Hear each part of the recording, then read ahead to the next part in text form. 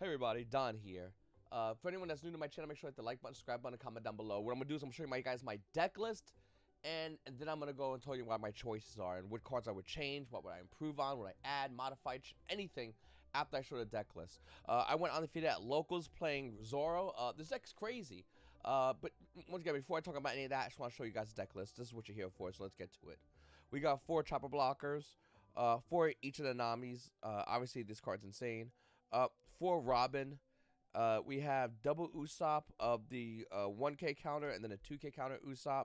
I'm sorry, 3 of the 2K counter Usopp. Then we have 4 Sanjis and then 2 of the other Sanjis. 4 Zoro, 5 Luffy, and these are all the character cards. 4 Luffy. What am I saying? 5 Luffy. These are all the character cards. As you can tell, I didn't get much sleep. 2 Diablo Jambe, 2 Radical Beam, 2 in 2 years at the Sabadi Archipelago, 3 of the Gum Gum Fire Pistol Red Hawk, 2 Round Table, and then 3 of the Gum Gum Jet Pistol and 1 Shanks. The promo cards I won throughout this weekend was all this. This is the winner card I got, and then I got 3 Law and 1 Yamato. I also got an 8-drop. An 8-drop Kaido, sold it already. It was like 75 bucks. I'm debating keeping this. This is not bad. This is a 2K counter. This is the winner Luffy card. You can get the regular one as well. It says down 2, your turn. This character gains 2,000 power. So if you down 2 this, it becomes 7,000. With Zoro's buff, it's 8,000. What I really like about it is a down 2. It's a 2K counter, which I definitely think this deck is lacking in that department. We'll talk about that in a second, though. Shanks was insane this weekend. Definitely overperformed. Absolutely great card. I had went undefeated at locals. I think in the last round I lost 1 game, but then I won the rest of the match. But yeah, the deck's insane. Shanks absolutely broken card. We have 3 Gum Gum Jet Pistols. I like this card. I know Kaido has almost his version of this card that I was playing at 2 of. I definitely like this card at 3 of in the deck. What it does is knock out 1 opponent's 6,000 less power. Then we have 2 round tables. Give one of your opponent's characters minus 10k. This card was okay. I didn't really play it. I didn't really get much use from it. It wasn't terrible, but it wasn't the best. I think this card's mainly good against like the Kaido matchup, where like if it's rested, you just do this and then you swing with anything kind of to finish it off. I mean, it's not bad, but I'm not crazy about this card. I don't know, I'm still gonna test it out though. 3 Gum Gum Pistol Red Hawk. This card's absolutely amazing. Every red deck uses it. Here's something that I thought was really cool. I saw this in Oshi profile. In 2 years at the Sabado Archetype, this card says look at the top 5 cards of your deck. View a Straw Hat character, add to your hand. It's basically Nami's effect. And the cool thing is, if it gets hit off the life, it triggers just activates main's effect. So I do like this a lot. This actually in the last round came in clutch for me. It allowed me to get more counter to my hand, which I think is really important. So I do like this card a lot. 2 Radical Beam. Choose one of your leaders. Gains 2,000 power. You have 2 less life. It gains 2,000. So it becomes a 4,000. Diablo Jambe I thought was a really bad card until I realized how insane this card is. So with red aggro decks, you're obviously playing the life game. You're actually being aggressive. You're swinging in, and a lot of times your opponent will like negotiate what they will block, what they won't block, and a lot of times they will block Zoro and they'll let other things go through. Just because they get pumped so much because of Zoro's ability. So I like Diablo Jambe because as your opponent is kind of going, okay, I'll let all this go through, and then I'll block the Zoro. If you could go Diablo Jambe on Zoro and swing in, they can't block. And they don't have to counter that, they lose the game for no reason other than the fact that they just thought they could stop a Zoro, and in which they can't. I do play a ton of event cards in this deck, but it works out so well because like a lot of red Zoro decks are super aggressive front end, which is not bad. But I feel like the event cards is what really backs them up. It's what really gets that life taken away. And I think was the main differentiating factor between this build and other red Zoro builds. Then we have the 2K counter Usopp. Your turn, draw 1 card when your opponent activates an event. This card is only good against Crocodile. The Blurple Crocodile. That's it.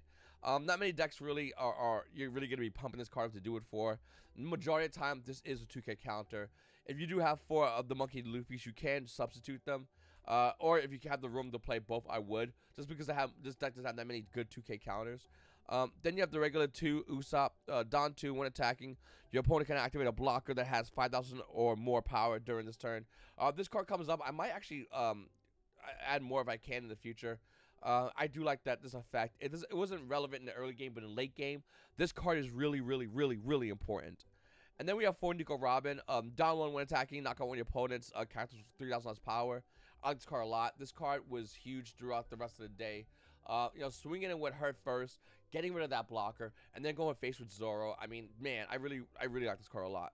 Obviously, So this, I thought this was the weaker Nami, and the Nami that searches the Straw Hat Crew was the better Nami. No, this is the better Nami. Don't get me wrong, this is really good. You put it down, look at top 5 cards, add a Straw Hat Crew. Cool. No, this Nami's infinitely better. This one says once per turn, give Rusted Dawn to your leader. So for one, that Dawn you paid to bring her out immediately goes on Zoro. Like, she's insane, and a lot of players don't really deal with her immediately. And anyone who leaves this card on board, just gonna have a bad time, because like this card's gonna be passing Dawn around all over the place. And after turn 1, this card is giving free Dawn, basically to anybody, including your leader. And if you guys don't know, the leader ability of Zoro is 1 Dawn, your turn, or characters gain 1,000. Really, really crazy. Blocker Chopper is obviously really good. You always need to have at least a blocker. Luffy's really good. Dawn 2 when attacking. Your opponent can't activate a blocker. So once again, this is the kind of guy that your opponent goes, okay, fine, I'll take this to the face, I'll give a life away, and then I'll stop this. This is why Diablo Jambe might be actually really good, because they'll haggle negotiate on this guy, and they'll block this guy. But if you got this with a Diablo Jambe, they ain't doing nothing. So I do like this a lot. A lot of people lose a lot of games because of that. Definitely got to be cautious of that card. 4 Zoros. Yeah, I mean, this is one of the best cards in the deck, probably in the game, arguably, just because of rushability. So I played the 2 Sanjis. You can add a life card from your life area to hand. This card gets 2,000 during his turn. Then give up to 2 character. Then give this character up to 2 Rusted Dawn. So I mean, he's really good, but you gotta put him off for a turn and wait. And depending on the matchup, it might not be available. I might need to bump him up to see if he's better in that instance. I feel like with this card, you play 4 or you don't really play any. Maybe it might be that way. I'm definitely going to try doing 3 at first. But he's also a 2K counter, which is really relevant. Once again, you need 2K counters in this deck. And the more you have, I feel like the better off you are. Because, I mean, other cards like this Sanjay is needed. This Sanjay is a rush Sanjay. Don 2, this character gets rush. So he becomes a 6. So for 2, with another 2 on him, he becomes 6K. With 1 on your Zoro, he's 7K rush, swinging in. So I feel like this Sanjay is insanely good, insanely slept on. Shocked this wasn't given the parallel, because this one's like, I think is the better one. And yeah, this is my Zoro list. I'm gonna make some changes, but I did go on the feed at locals. I played Zoro, I played Uses. I'm just playing every deck, a new deck on this channel every week. Maybe probably even at least 2 new decks every week on this channel. And we're gonna see how we do. We won 2 different locals, so I went to 2 different locals. We went undefeated back-to-back on both of those locals. One with Uses Kid, one with Zoro. And comment down below, what deck do we play next? Let me know if you like this deck, let me know if you like this build, and what cards you're changing out. I know I don't have Sunnykun in there, and some other cards. This is my 3rd promo pack for the One Piece card game, so I might start making those additions in there. I'm debating on adding more of these Monkey Luffys in there. Let me know if you guys place in your build. But these are some cards I might be messing around with. But yeah, Red Zoro is crazy. It's definitely a good deck, arguably one of the best decks in the game.